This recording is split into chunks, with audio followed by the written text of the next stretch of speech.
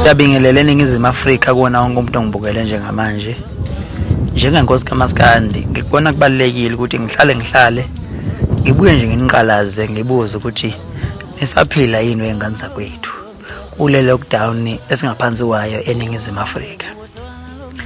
Ngicela ukuxwayisa kulabo abangakafisi ukuthi behlale emakhaya kule lockdown ukuthi izingane zakwethu i-lockdown izolokhu esithendwe njalo uma ngabe singabambisani kulento.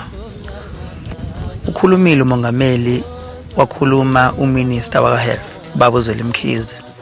Bakhuluma nje bonke abaholi ukuthi uma ngabe uhlala ekhaya lokho kwenza ukuthi noma ngabe kuthola isifo sesikutholile kodwa kungenzeka sihambe size siphele egazini ungakazothelele umuntu.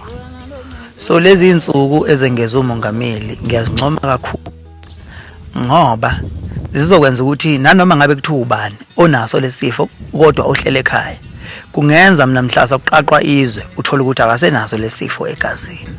Kulabo abahlele emakhaya abezwayo ukuthi ngathi banama symptoms abasize besondele emtholampilo beyokwazi ukuthi behlolele lesi sifo. Uma ngabe sibambisene bafowethu siyoba amaqhawe ayohlonishwa